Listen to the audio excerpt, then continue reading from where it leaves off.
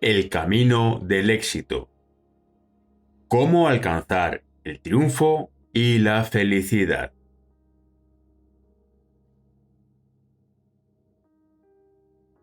Introducción. El gran sabio Emerson decía: casi todas las personas que conozco son superiores a mí en algún aspecto. Pues bien, en este punto, procuro aprender de ellas. Así, por ejemplo, a diario vemos personas que están en buena situación económica y que, sin embargo, no son felices debido a sus ambiciones desmedidas. Pero estas personas deberían aprender de aquellas otras de situación modesta, que, por no ser ambiciosas ni sentir envidia, viven felices y alegres. El éxito se define como el fin de una empresa, como el resultado feliz de un asunto o de una actuación. Todos aspiramos a triunfar en la vida, a alcanzar la meta que nos hemos propuesto.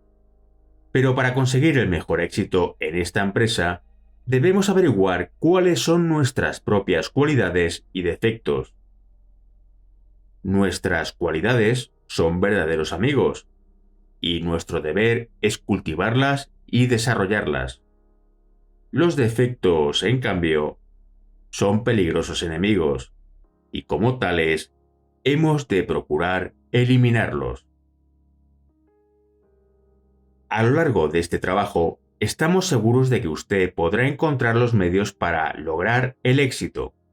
Pero, como sucede en todas las cosas, es preciso actuar inmediatamente. No deje que transcurra más tiempo sin aprovechar las ventajas que se le ofrecen.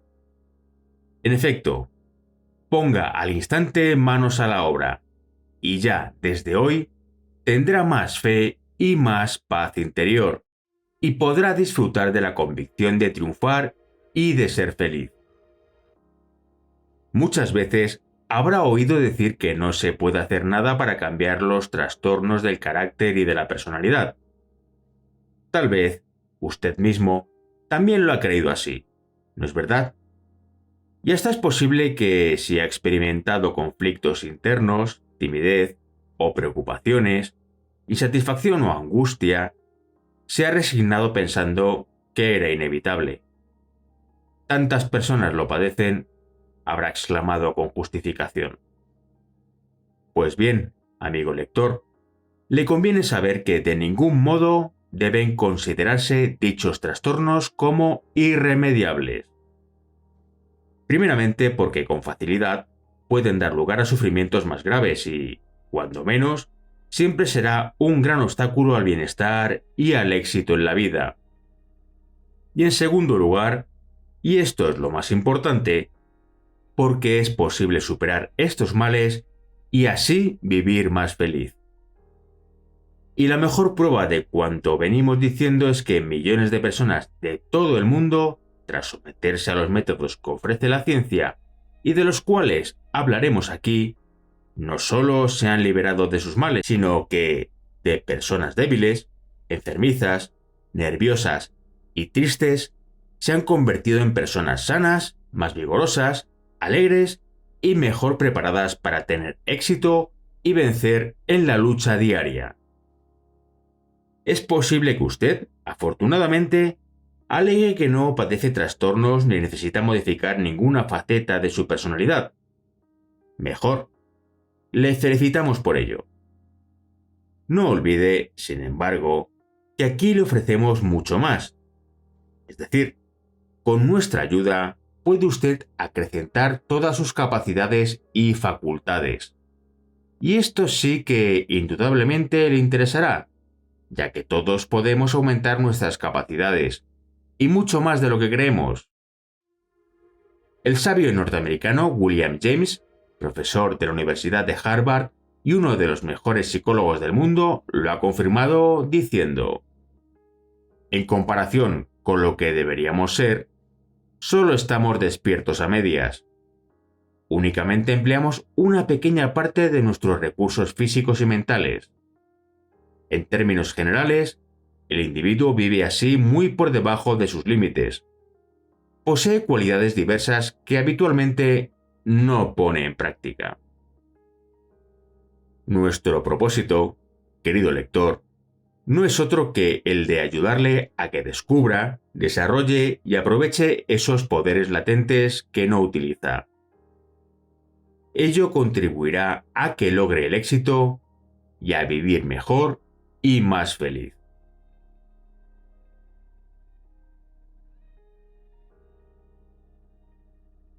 Capítulo 1. ¿Qué es el éxito? Costumbres que conducen al éxito. Todo hábito del cuerpo o del espíritu consiste en la repetición de un pensamiento o una acción, y la mayor parte de nuestras costumbres se han formado involuntariamente.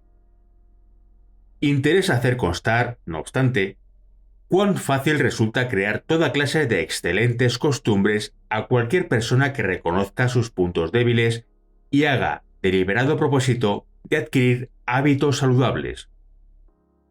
El director de una importantísima y próspera casa industrial, con quien discutíamos hace poco respecto a los complicados caminos del éxito, nos decía: en cierta ocasión tuve necesidad de los servicios de un agente que visitase los establecimientos comerciales de la región. Al parecer, se presentaron muchos aspirantes al importante cargo, y el director invitó a almorzar al que le pareció más apto y tenía las mejores referencias. Pero el elegido, durante la comida, empleaba el cuchillo en lugar del tenedor, bebió el café en el platillo y, al terminar, se recostó sobre la mesa y, sacando un cortaplumas, empezó a limpiarse tranquilamente las uñas. Interesaba a nuestra casa, siguió diciéndonos nuestro amigo, una gente que frecuentase lo mismo el ambiente comercial que la alta sociedad, y yo no podía perder el tiempo enseñando a aquel hombre a comer y comportarse en la mesa como señala la urbanidad y buena crianza. Por esta razón, el director tuvo que prescindir de aquel individuo de modales vulgares, a pesar de las extraordinarias facultades comerciales que le adornaban, y admitir a otro mejor educado y más correcto. Si este hombre hubiese estudiado y practicado lo necesario, seguramente hubiera logrado desterrar sus malos hábitos y ocupar un elevado cargo en el comercio o en la industria. No hay duda que desde las primeras épocas de la humanidad hubo hombres dotados de una facultad que ahora empieza a conocerse y a emplearse, pero que muchos niegan todavía, a pesar de que se manifieste de un modo patente. Se le llamó brujería en la Edad Media y en el Renacimiento, magnetismo personal durante el siglo pasado. Ahora se le conoce con el nombre de sugestión o influencia personal. ¿Quieres saber para qué ha servido y sirve? Pues para que algunos hombres que la poseen en alto grado se impongan al individuo y a las multitudes, para que otros adquieran sin gran esfuerzo riquezas, poder y un dominio casi absoluto sobre sus semejantes. En una palabra, para conseguir el éxito. Todos cuantos poseen tal cualidad pueden estar seguros de que allí donde se relacionan con los amos, donde ellos destacan, los demás se eclipsan, y cuando ellos ordenan, los demás obedecen. W. J. Swingle dice a este propósito: son hombres como los otros, y, sin embargo, pueden más que sus compañeros. Ningún signo exterior denuncia su poder avasallador, y, a pesar de ello, lo ejercen con imperio y sin oposición. Téngase presente, no obstante, que para lograr cualquier propósito, en especial si requiere el apoyo de todas las fuerzas psíquicas del individuo, es necesario, en primer lugar, desear fuertemente que aquel se realice. ¿Quiere usted realmente convertirse en un dominador? ¿Quiere utilizar la extraordinaria y maravillosa energía que puede ayudarle a dominar la voluntad ajena y a triunfar en la vida? Si este es su deseo, puede realizarlo poniendo en ello todo su empeño, todo su ser, mucha pasión y constancia. De hacerlo así, convertirá en realidad su propósito y alcanzará el éxito más lisonjero. Para conseguirlo es preciso 1. Saber exactamente lo que se desea, es decir, debe delimitar el objetivo a conseguir, pero hay que determinarlo con precisión para que no parezca un deseo vago e inasequible. Y 2. Desear ardientemente lo que se ha propuesto.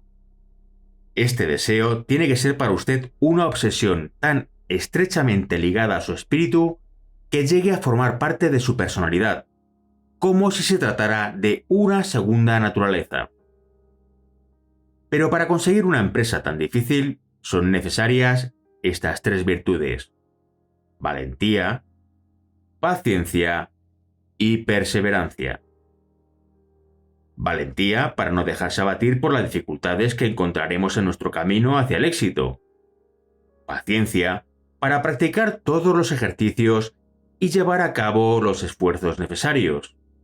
Perseverancia para no interrumpir la obra iniciada y llevarla a término sin dejarse vencer por los inevitables contratiempos y desilusiones. La sugestión o influencia personal. Nadie sabe a ciencia cierta en qué consiste la sugestión o influencia personal, pero es indudable que existe. No hay quien pueda negarla, y sus efectos son tan claros y patentes que sería absurdo empeñarse en ignorarlos. Después de indagar mucho, de analizar su desconocida naturaleza y de constatar repetidamente sus manifestaciones, se ha convenido en que es una energía no del todo determinada, pero innegable. Esa energía, tan mal conocida como poderosa, proporciona la clave de muchos misterios.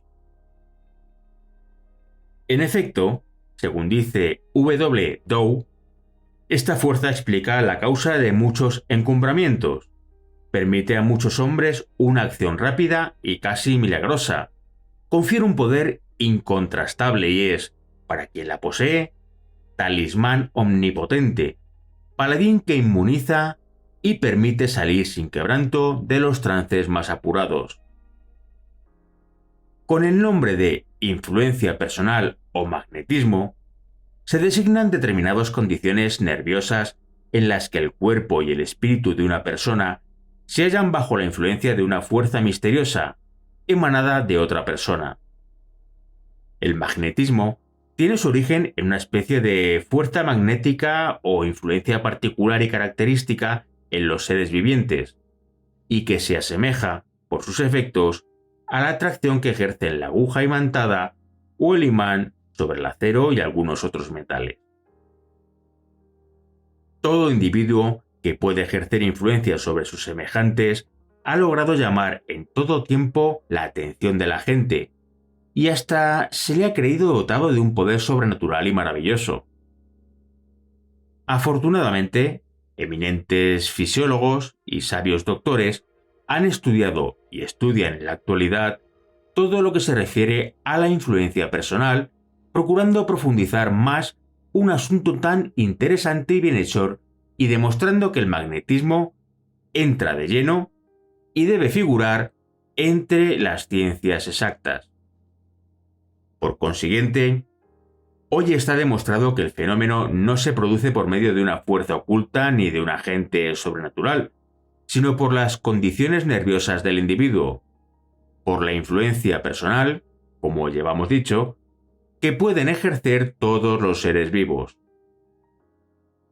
El famoso Dr. Bright, eminente cirujano inglés, a quien debemos la mejor teoría acerca del magnetismo animal, teoría en que se demuestra que el fenómeno magnético existe real y efectivamente, sin que pueda achacarse a nada sobrenatural ni a las ciencias ocultas, ha demostrado también hasta la saciedad el valor y la importancia del hipnotismo en la curación de las enfermedades. Y si queda demostrado que el magnetismo animal no es una virtud ultraterrena, propiedad exclusiva de algunos elegidos, ni tampoco consecuencia del estudio del ocultismo, sino algo que existe en todos, que está latente en cada individuo, lo natural es que lo cultivemos con cuidado en beneficio propio y en el de nuestros semejantes. Así pues, el objeto primordial del presente trabajo es dar normas precisas a este efecto. Una personalidad fascinante. El famoso Walt Whitman escribió en uno de sus poemas que un hombre no es lo que está comprendido entre la cabeza y los pies. Nuestra personalidad puede irradiar hasta donde llegue el eco de nuestra voz o la noticia de nuestros actos. Las personalidades insignes han debido un poco de su peso histórico a esta influencia indefinible que se desprende de la mirada, de la palabra y del gesto, de la energía de una decisión o de lo acertado de una medida. Se cuenta que cuando Napoleón Bonaparte fue nombrado jefe del cuerpo del ejército francés que operaba en Italia, tenía solo 27 años. Y como jamás había ejercido el mando frente al enemigo, su nombramiento disgustó a los generales de las fuerzas de Italia, quienes, de más edad que él, y algunos ya más célebres, se irritaban ante la idea de ser mandados por un general de la calle.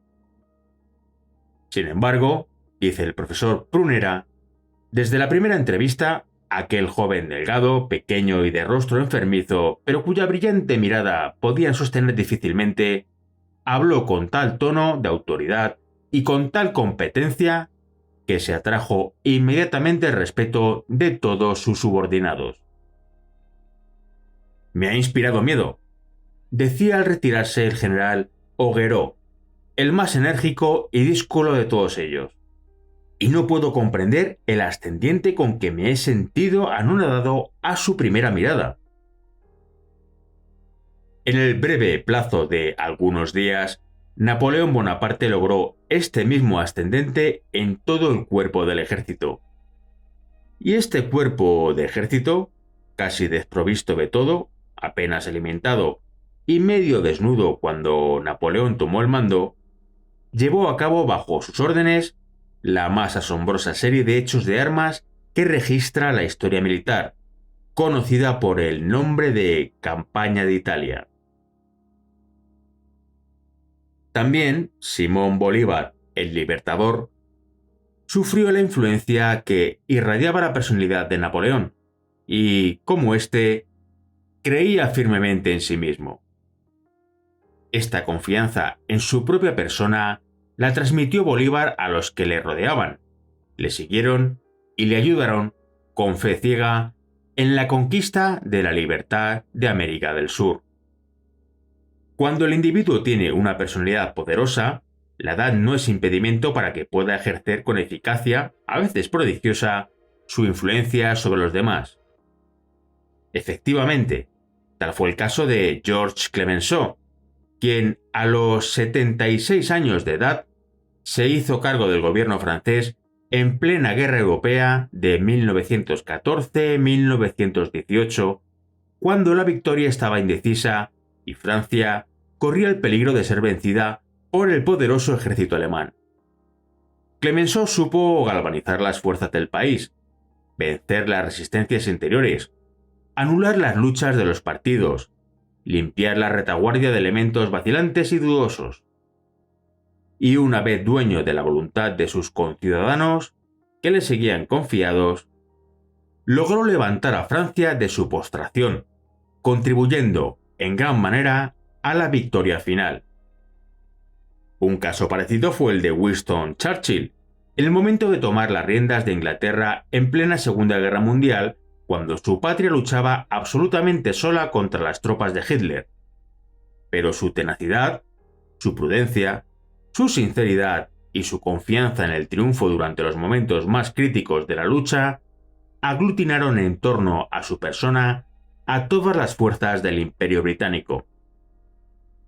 Tanto los políticos como el pueblo inglés, en compacta unidad, coincidieron en reconocer que Churchill era el único hombre que por su temperamento estaba maravillosamente dotado para la dirección de la lucha.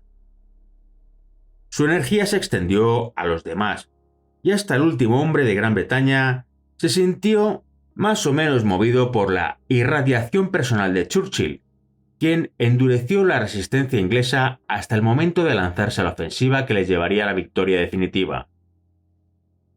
Sin embargo, no se crea que esta irradiación de la personalidad es una prerrogativa de las grandes figuras con exclusión del resto de los hombres. En escala más modesta, sin arrastrar precisamente masas o naciones hacia determinaciones heroicas o trascendentales, todos, quien más quien menos, poseemos esta fuerza capaz de influir de algún modo sobre las personas con quien nos relacionamos. Lo que sucede es que muchas veces esta influencia no se ejerce de una manera deliberada, y la gente se ve arrastrada por tal o cual personalidad sin que ésta ambicione ni advierta tal cosa. Una voz tiene diversos tonos. Se ha de tener presente que cuando ninguna persona nos rodea, no estamos tan solos como creemos. En efecto, el medio ambiente que nos envuelve no nos abandona jamás. Las opiniones y sugerencias de los demás y el ejemplo de otras conductas que no son la nuestra obran de una manera constante sobre nuestras decisiones, por muy alejados que estemos del contacto material con el ambiente que nos presiona sin cesar. Pero también es verdad lo contrario. No solo el medio actúa sobre nosotros, sino que nuestra fuerza se ejercita constantemente sobre el mundo que nos rodea.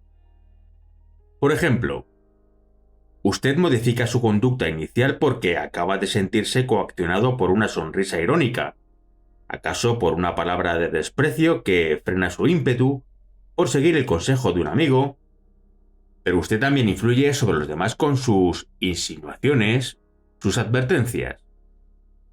Recuerde que usted, tanto si es consciente de ello como si no, es capaz de un involuntario desdén, y también puede, con un juicio desfavorable sobre el proceder de un conocido, desviar a éste de su camino y llevarle a la ruina.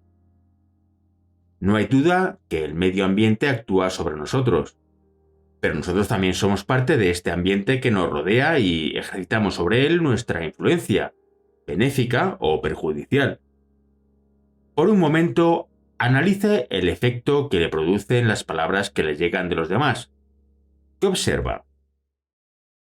Es muy posible que estos no se propongan la mayoría de las veces causar deliberadamente en usted los efectos que ocasionan ni la influencia que en sus decisiones puedan ejercer. Pero el hecho es que lo hacen. El caso es que usted se siente presionado en uno o en otro sentido por tales palabras.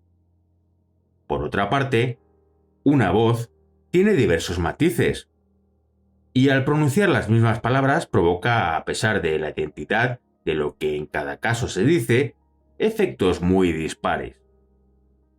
Si lo que le dicen a usted en un momento dado, por ejemplo, tiene el carácter de una advertencia pronunciada con tono autoritario y enérgico, el efecto será muy distinto al producido en el caso de que esas palabras sean dichas en tono suave y sugerente. Según afirma E. D. Prunera, en la advertencia autoritaria hay casi una orden. Decimos casi, pues las palabras por sí solas no mandan nunca, como tampoco el tono con que se pronuncian. La energía, en cambio, contiene un matiz de amenaza en el supuesto de que no se siga su dictado. En tal situación, no se dirigen a usted con las palabras «haga tal cosa o tal otra», en tono ordenancista, sino «le prevengo que le conviene hacer esto, porque en caso contrario, las consecuencias serán desagradables». Este enunciado puede decirse en otro tono muy distinto. Entonces pierde la calidad de advertencia y pasa a ser un consejo desinteresado. Si un amigo que le aprecia le aconseja, hazlo porque de lo contrario te irá mal, no verá en ello coacción alguna, sino buenas intenciones. Y estas palabras no tendrán el significado que aquella advertencia amenazadora del ejemplo anterior, en donde se le coacciona con la idea de las consecuencias desfavorables si no se decide a seguir el dictado de la orden. Es incuestionable que será muy distinto el efecto que producirán en usted las mismas palabras en cada caso. Y es así, porque tanto si obedece la advertencia formulada en tono de coacción como si sigue la misma norma de conducta, dejándose guiar por el consejo del amigo, normalmente ocurrirán estas dos cosas. En el primer caso, usted actuará a la fuerza e instintivamente sentirá una viva antipatía por la persona que le ha formulado la advertencia. En el segundo caso, en cambio, su actuación tendrá un sentido de conformidad y aceptación al consejo recibido. Intente dar una orden a un empleado de modesta condición con gesto agrio o simplemente seco. Y luego pídale a otro lo mismo en tono amable, añadiendo la sencilla fórmula de por favor o tenga la bondad. A continuación, compare. El primero le obedecerá, pero con muy poco entusiasmo. Hará lo que se le ordena por obligación, sin más. Pero el segundo obedecerá casi por devoción, sin sentirse obligado por el deber, sino estimulado por su amabilidad. Ah, y no se le ocurra contar con el primero de estos hombres para cualquier imprevisto. Mal se pueden pedir favores a las personas a quienes nos hemos dirigido solo para darles órdenes tajantes con gesto malhumorado. En cambio, si usted necesita del segundo para algo ajeno a sus obligaciones profesionales, tenga la seguridad de que esa persona se desvivirá por complacerle de una forma generosa, desinteresada. ¿Qué diferencia existe entre uno y otro caso? Sencillamente, todo estriba en la fórmula. ¿Tendría usted la bondad de hacer tal cosa? En lugar de, haga usted esto. Hacer el mal sin querer. A menudo una palabra o una frase puede malograr no solo un día, sino también una vida. En efecto, basta que usted salga de casa entusiasmado por una idea a realizar y que alguien le diga, por ejemplo, esto me parece una tontería, para que a veces usted renuncie al proyecto concebido. Y lo más grave es que durante el resto del día se sentirá como un fracasado antes de intentar siquiera un solo paso para llevar a cabo aquel propósito cuya realización le había entusiasmado. ¿Cuántos caminos que llevan al éxito se han torcido por dejarse influenciar al oír una frase así? Sin embargo, también puede ocurrir lo contrario. Usted, por ejemplo, sale indeciso de su casa, vacilante sobre si será oportuno y favorable llevar a término un plan minuciosamente concebido. Al principio, usted advierte muchos inconvenientes en el proyecto, pero encuentra de pronto a un amigo y le consulta su problema en pocas palabras. El amigo contesta sucintamente, «Eso está muy bien pensado.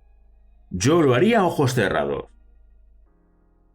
Al oír estas palabras, automáticamente todas sus vacilaciones se desvanecen para dar paso a la firme decisión de llevar adelante el plan ideado.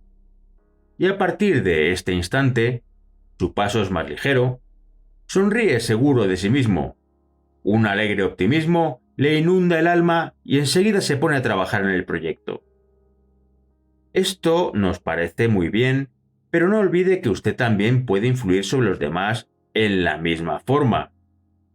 Por consiguiente, involuntaria o deliberadamente, puede influir optimismo o pesimismo. Puede sembrar esperanzas o desengaños, alegrías o resentimientos. Sí, querido lector, usted Puede frenar las actividades de los demás con un gesto o una palabra despectiva o resucitar energías que se creían muertas con una frase de aliento. Es decir, puede encaminar a alguien hacia la victoria o hacia la derrota. Desgraciadamente, nos olvidamos con frecuencia de esto y hacemos el mal sin querer. Debemos recordar siempre que la presencia de los demás está de forma constante junto a nosotros, incluso cuando estamos solos. Si a un pintor se le condenara a pintar y a guardar bajo 7 llaves sus pinturas para que ningún ser humano pudiera contemplarlas, el artista abandonaría los pinceles. Y si al escritor se le dice que sus escritos no serán leídos jamás por nadie, seguro que no escribiría. Ello prueba que todos los hombres, desde los más humildes a los más eminentes, cuentan de antemano con la presencia de los demás, pero no con la presencia pasiva, sino con la presencia activa que enjuicia, critica, alaba, impulsa, refrena o enaltece nuestra labor, por modesta que sea. No estamos solos, sino en perpetua compañía con los demás. Y así las palabras tienen una fuerza decisiva, los gestos son una palanca que impulsa o detiene los deseos, y los sentimientos se propagan de unos a otros con encontrados efectos. Estamos convencidos de que muchos lectores se habrán percatado que una simple indicación suya ha bastado a veces para modificar no solo la conducta actual de un individuo, sino su modo de proceder habitual. ¿Quién no ha pasado, al menos una vez en su vida, por la experiencia de decidir al indeciso y llevarle a un éxito que ni él mismo podía soñar? Todo cuanto antecede nos lleva a creer que si nosotros somos capaces de influir tan decisivamente en los demás, es que hay en nosotros alguna fuerza de relativa potencia. Tal vez no hemos tratado de actualizar jamás esa potencia adormecida y solo por azar, alguna vez en nuestra existencia, surtió efectos inesperados incluso en nosotros mismos.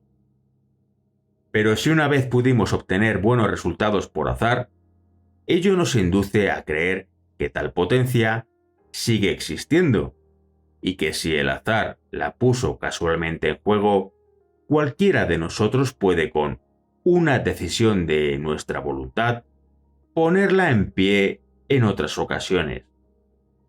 Y podemos seguir ejerciendo esta influencia en los demás en forma benéfica y cosechar una y otra vez simpatías y afectos que harán de nuestra vida otra completamente distinta y mucho más feliz. Recuérdese, sin embargo, que no hay que contentarse con saber que no estamos solos. Es preciso que encaucemos nuestra influencia sobre el resto de las personas que nos rodean y que sepamos eludir aquellas influencias que nos llegan de los demás y que, a la larga, nos perjudicarán.